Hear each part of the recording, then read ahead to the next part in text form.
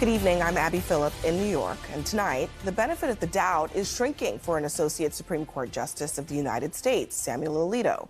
The New York Times now uncovering 4 different photos taken on 4 different dates at the second house owned by the justice, where a second insurrection-sympathizing flag was hoisted. Yes, really. The photographs show an appeal to heaven flag that is outside of the Long Beach Island home several times between July and September of 2023. Google Street View even shows the flag. How long do you think the flag would have had to have been out there for Google Maps to capture it? And now this appeal to heaven flag, aka the pine tree flag, has a long history. It's a Revolutionary War symbol, but it had basically disappeared from public view until someone who sympathized with Trump's attempt to deny the 2020 election results decided to recast it as his own. Now, that sounds bad, right? If you heard that, you'd probably wonder, how could that happen? Maybe he didn't put it there, but why would he allow someone else to? You might think you deserved an explanation. Well, sorry, you're not getting one. Alito declined to respond to questions from the Times. And the discovery also makes a previous explanation about the inverted American flag that his wife apparently decided to hoist a little bit more dubious. The idea that something similar happened 2 years apart, it defies common sense. That another neighbor and a neighborhood dispute could trigger another impulse to fly a flag tied to the attack on the Capitol, an attempt to tread on the Constitution? You be the judge. Joining me now, Democratic Congressman from Tennessee, Steve Cohen. He just introduced a resolution to censure Justice Alito and demand that he recuse himself from all cases related to the 2020 election and the Capitol insurrection. Congressman, thanks for being here. Alito, he declined to respond to the New York Times. Do you think that there is any acceptable answer that could justify why that flag was up and flying outside of his second home? There is no acceptable answer. Supreme Court justices, like other members of the judiciary, should be beyond reproach. They should be like Caesar's wife, beyond reproach. Justice Alito has flaunted his disdain for the election laws in our country and for the peaceful transfer of power with the flag he flew of the United States flag upside down at his home in January of 2023. And now we see what he's done in his vacation home. That dog won't hunt. I mean, to blame his wife is like saying my dog ate my homework. That's not going to work. That dog won't hunt. He should recuse himself from all cases dealing with the 2020 election and with President Trump and election interference.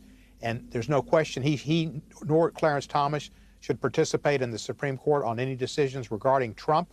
With Clarence Thomas's wife Jenny involved in the coup attempt, they should not be able to participate because they've got a prejudice, and they've shown their prejudice. They are not impartial determiners of the law, and they should not allow it. And this is a time for Justice Roberts to show that he cares about the Supreme Court and its reputation. This is the rule of law, and that's what the United States is known for, and it's on Justice Roberts' clock right now to take action and to force them not to participate. So you've got this resolution, but in the House, which is now controlled by Republicans, the House Speaker himself, Mike Johnson, he's hung the same flag outside of his office. It's still there. A spokesperson for Johnson told the New York Times that Johnson has long appreciated the rich history of the flag as it was first used by General George Washington during the Revolutionary War. I mean, it seems like this is going to be something that Mike Johnson is going to defend the Supreme Court justice on. Is there any reasonable nature to this flag that you would buy into that the speaker says there is a historical aspect to it? This flag was unknown to basic people for over 100 years, and it just came back with one of the insurrectionists flying it. For somebody to say that they've always appreciated the history of the flag and they revere that flag, there's an old saying, you can piss on my leg, but don't tell me it's rain. And he's telling us it's rain, and it's not rain. Do you think that given these facts, given the composition of the Supreme Court right now, the Democrats should consider, as some have said, that Supreme Court Justice Sonia Sotomayor, who will soon be 70 years old, should step down so that President Biden can appoint another justice? Do you think that should be on the table? Well, it's something that could be on the table. I think what could be on the table, too, is expanding the Supreme Court. It's obvious these people who are appointed for life don't respect the oath of office. They said to do all things by what they, any prejudgment, and to be fair arbiters of the law. They're not doing it.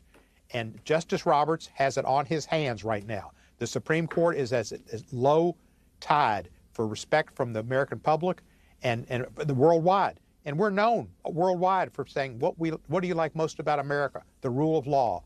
And then Johnson goes up to New York and says, this case against Trump is political. It shouldn't have been brought, and it's no good. Well, that's not what the Speaker of the House should be saying to the world. You know, Russian television is playing that all the time, and they'll be playing this too. Right. Alito and all these comments, they should be defending America and the rule of law and not supporting insurrectionists and showing partiality before they rule and desecrating the Supreme Court, which they've been a member of and really should resign. All right. But they wouldn't resign because they're there for life, and they're going to put it in our faces. All right, Congressman Steve Cohen, appreciate you joining us tonight. Thank you. Thank you, Abby. For more, I want to bring in my panel now, former Lieutenant Governor